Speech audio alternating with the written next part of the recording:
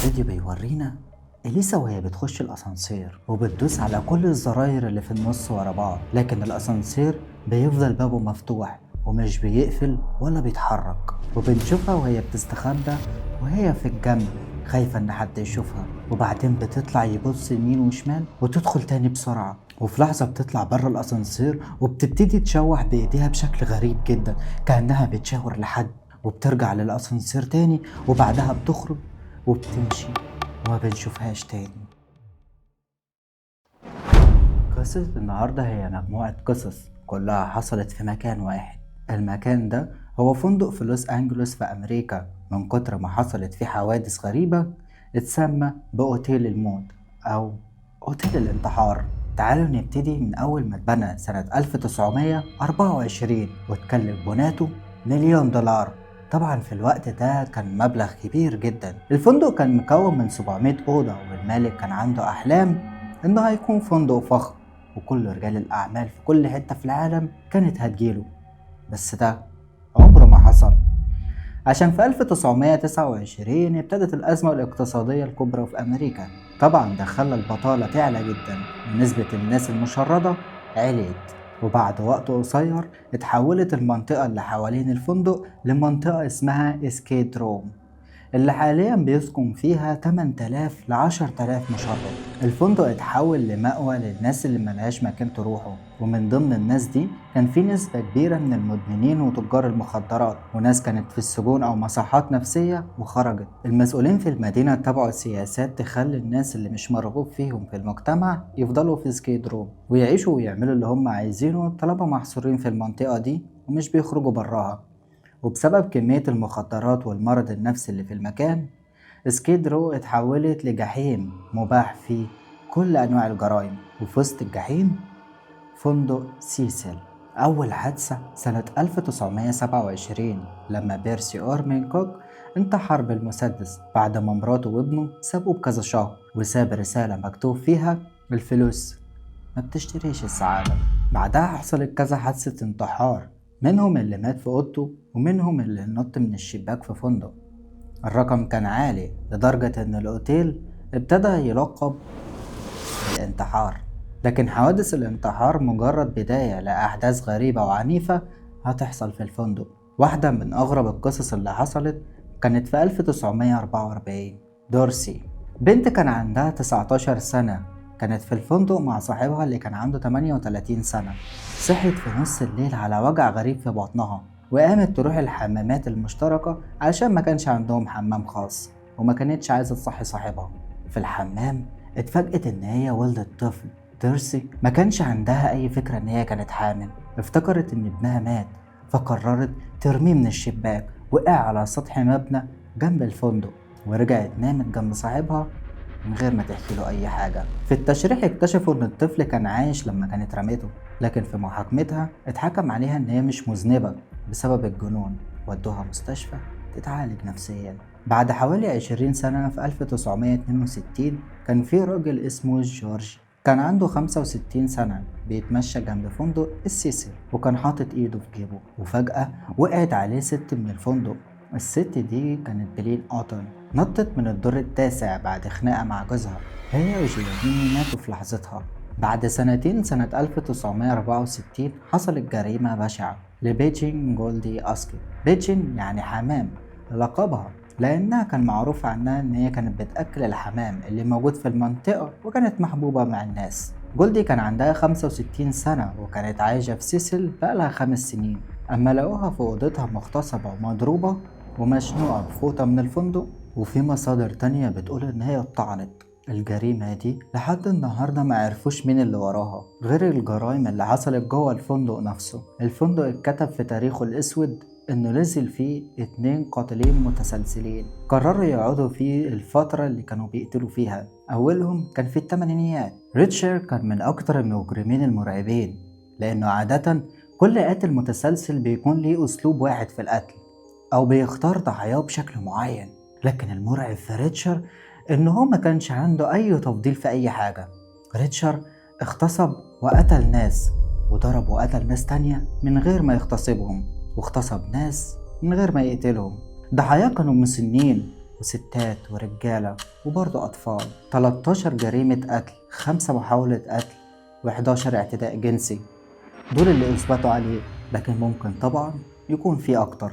ريتشارد لما كان بيقتل كان بيرجع على فندق سيسي اللي كان قاعد فيه، كان بيرجع وهدومه كانت متغرقة دم، بيقلعها ويرميها في زبالة الأوتيل، وبعدين بيمشي في أوتيل لحد أوضته، كان عريان أو بملابسه الداخلية، ما كانش حد بيوقفه. في سنة 1991 واحد من النمسا جه يقعد في الفندق، كان اسمه جاك، كان برضه قاتل متسلسل، وكانت ضحاياه فتيات ليل. كان مفهم الناس ان هو بيعمل بحث عن فتيات الليل، عشان كده محتاج انه يقعد معاهم ويعمل معاهم مقابلات، والبوليس كمان كان ساعات بيساعده في البحث بتاعه. بس في خلال ال5 أسابيع اللي قعدهم 3 بنات اتقتلوا. جاك كان اصلا مسجون في النمسا، لكن ابتدى يكتب كتب وشعر، وابتدى الناس في الوسط الفني يمدحوا فيه، وابتدى ينادوا انه يخرج بدري من السجن، وده حصل فعلا. وأول ما خرج ابتدت فتيات ليل يتقتلوا بنفس الأسلوب اللي كان بيقتل بيه زمان.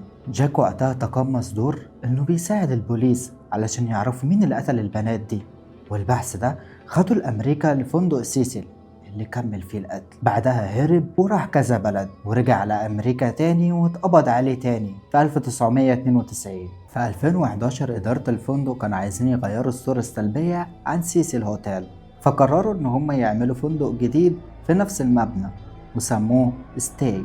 الناس لما كانت بتحجز اونلاين كانوا بيلاقوا اسم الفندق مفهوش اي حاجة تربطه بسيسيل، واما كانوا بيوصلوا كانوا بيلاقوا مدخل مختلف جنب مدخل سيسيل، بالتالي ما كانوش بيشكوا ان هم في نفس الفندق، وده خلى سياح اكتر يجوا من غير ما يعرفوا ان هم رايحين فندق سيسيل. بعد سنتين في 2013 حصلت اشهر حادثة واكتر واحدة حواليها غموض في فندق سيسيل.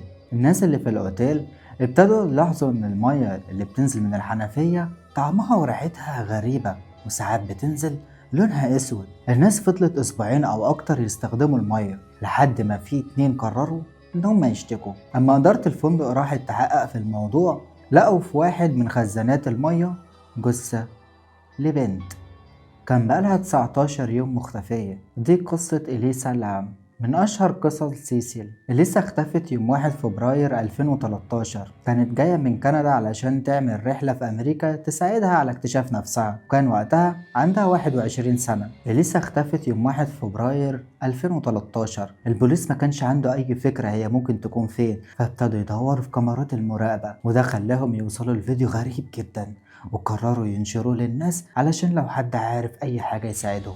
الفيديو بيورينا إليسا وهي بتخش الأسانسير وبتدوس على كل الزراير اللي في النص ورا بعض، لكن الأسانسير بيفضل بابه مفتوح ومش بيقفل ولا بيتحرك، وبنشوفها وهي بتستخبى وهي في الجنب خايفة إن حد يشوفها، وبعدين بتطلع يبص يمين وشمال وتدخل تاني بسرعة، وفي لحظة بتطلع بره الأسانسير وبتبتدي تشوح بإيديها بشكل غريب جدا كأنها بتشاور لحد، وبترجع للأسانسير تاني وبعدها بتخرج وبتمشي وما بنشوفهاش تاني. وده الفيديو الوحيد اللي لقوه لإليسا. أول ما الفيديو نزل بقى فايرل، وابتدى الإعلام والسوشيال ميديا يتكلموا عنه. كان في يوتيوبرز كتير بيحللوا الفيديو والمعلومات اللي البوليس قالها عشان يحاولوا يوصلوا للحقيقة. وقتها طلع نظريات مؤامرة كتير، من ضمنها ناس كانت بتأكد ان الموضوع فيه أشباح. في النهاية بعد أكتر من أسبوعين وهم بيدوروا لقوا جثتها في خزان المية، كانت مش لابسة هدوم وهدومها كانت حواليها في المية، وجثتها ابتدت تتحلل، وهو ده السبب ان المية كانت بتنزل سودا للنزلاء في الفندق. لما لقوها ما كانش لسه عندهم اي فكرة ايه اللي حصل. البوليس كمل في التحقيق والناس كملت في نظريتهم المختلفة على الانترنت. كان في ناس شايفة انها اتعرفت على حد وهو اللي هددها وقتلها، وفي ناس شايفة انها مؤامرة من الحكومة علشان تقضي على المشردين، وان إليسا كشفتهم فقتلوها. وفي ناس شايفة ان الفندق هو اللي مسؤول وان حد منهم هو اللي قتلها، وكانوا بيداروا على الموضوع. كانوا بيقولوا كمان ان الفيديو ملعوب فيه ومتسرع ومتشال منه دقيقة كاملة. كانت الناس بتأكد على كلامهم ان وصولهم لخزانات المية اللي موجودة على السطح صعب جدا، وصعب اي نزيل يوصله من غير ما جرس الانذار يضرب، وده خلى الناس تشك في الفندق. في النهاية وبعد ما تقرير التشريح طلع، قالوا إن موت إليسا كانت حادثة مأساوية ومش حادثة قتل. إليسا كان عندها اضطراب المزاج ثنائي القطب. المرض ده بيبقى فيه تقلبات مزاجية شديدة من الاكتئاب للهوس. التقلبات دي ممكن تقعد بالأيام أو بالأسابيع، والمرض ده مزمن.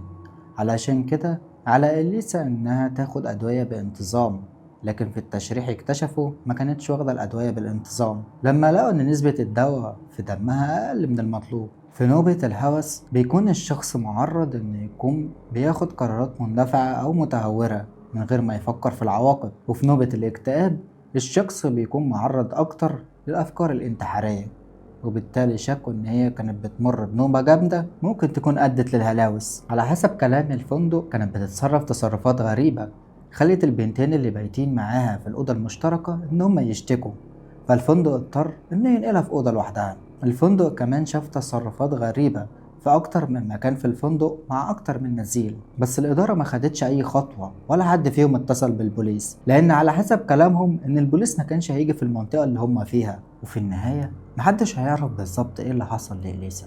2015 كانت آخر حادثة متوثقة لراجل ما نعرفش اسمه، لقوه جنب المبنى وقالوا إنه ممكن يكون انتحر. أصل لحد النهاردة مفيش حاجة متأكدة عن موته. الفندق قفل أبوابه سنة 2017، لكن في ديسمبر 2021 الفندق اتفتح تاني علشان يكون مساكن لأصحاب الدخل القليل، على أمل إن دي تكون بداية جديدة لفندق سيسي. وفي نهاية القصة لو عجبتك ما تنساش تعمل لايك وتكون واحد من عيلتنا وتعمل سبسكرايب. لو عندك أي ملحوظة ياريت تقولي في التعليقات.